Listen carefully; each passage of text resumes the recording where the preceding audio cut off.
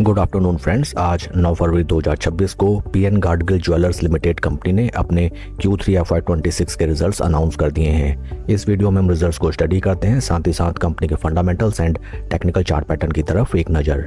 Total income for the quarter निकल के आई है 3,330 करोड़, जो कि पास्ट क्वार्टर में थी 2,197.8 crore, and for the last year in same quarter it was 2,442.9 crore.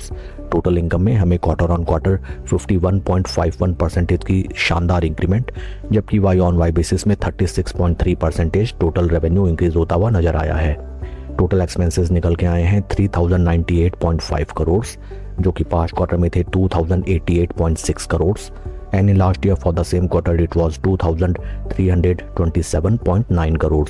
Total expenses में हमें क्वार्टर ऑन क्वार्टर 48.35% की इंक्रीमेंट, जबकि वाई ऑन वाई बेसिस में 33.10% की इंक्रीमेंट टोटल एक्सपेंसेस में नजर आती है। कंपनी का पैट निकल के आया है 170.9 करोड़, जो कि पास्ट क्वार्टर में था 79.3 crore, and in last year for the same quarter it was 86 crore. PAT figures में हमें क्वार्टर ऑन क्वार्टर 115.5% का शानदार इंक्रीमेंट, जबकि वाई ऑन वाई बेसिस में 98.6% कंपनी का पैट फिगर्स इंक्रीज होता हुआ नजर आया है। ईपीएस निकल के आया है 12 रुपये 59 पैसा, जो कि पास्ट क्वार्टर में था 5 रुपये 84 पैसा, and in last year for the same quarter it was 6 रुपये 34 पैसे। ओवरऑल अगर हम रिजल्ट्स को देखें, काफ़ी शानदार कंपनी के रिजल्ट्स रहे हैं। फॉर Q3 कंपनी के top line sales and revenue figures में शानदार इंक्रीमेंट हमें देखने के लिए मिली है, जो कि quite motivating and it is fantastic. Whereas company के बॉटम लाइन में उससे भी धमाकेदार परफॉर्मेंस निकला है। एंड आइए अब हम चलें कंपनी के फंडामेंटल्स की तरफ। Right now stock is trading at a P of 26.37, जबकि इंडस्ट्री का पी है 60। इंडस्ट्री पी से अगर हम कंपेयर करें, काफ़ी बढ़िया वैल्यूएशंस पे राइट नाउ स्टॉक हमें ट्रेड करता हुआ नजर आया है। Market cap of company 7,822 crore. Recent past में अगर हम शेयर का परफॉर्मेंस देखें, बीते एक साल में अराउंड 6% का पॉजिटिव रिटर्न, एंड बीते 3 महीने में stock 9% down. Latest share holding pattern that is for December quarter. Promoter की stake holding is strong at 83.11।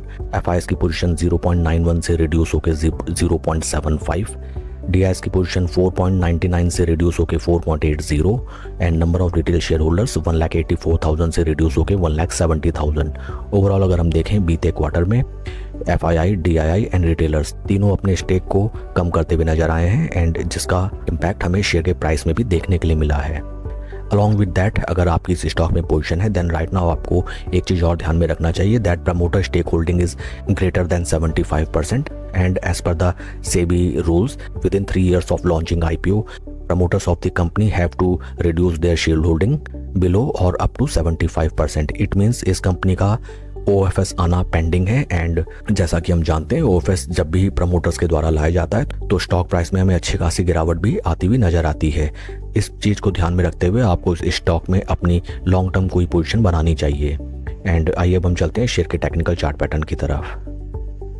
आज after the announcement of result stock में हमें शानदार इंक्रीमेंट देखने के लिए मिला है, and stock is near around 8.5% up till the time 3:30 PM, and total quantity traded is 20.74 lakhs। Weekly time basis में देखें, बीते हफ्ते हमें एक सॉर्ट ऑफ डोजी कैंडल देखने के लिए मिली थी, एंड उसके बाद स्टॉक में अच्छा खासा रिवर्सल इस वीक हमें देखने के लिए मिला। नई पोजीशन बनाने की रणनीति एकदम simple, that either the low point of this candle और either at the low point of this candle you have to fix your stop loss as per your risk taking appetite and carry on with your trade. First targets हमें निकल के आते हैं near around these weak levels, and second targets will be near around these price levels. Share के performance को अगर हम compare करें विद निफ्टी 50, यहाँ पे भी हमें नजर आता है that right now stock is trading below zero levels, and एक बार स्टॉक अगर हमें जीरो लेवल्स पे थोड़ा कंसोलिडेट करके ऊपर की तरफ चलने लगे, देन डेफिनेटली इस स्टॉक में पोजीशन बनाई जा सकती है along with considering the stop losses. That's all for the video friends. God bless and see you always at the top. Thank you.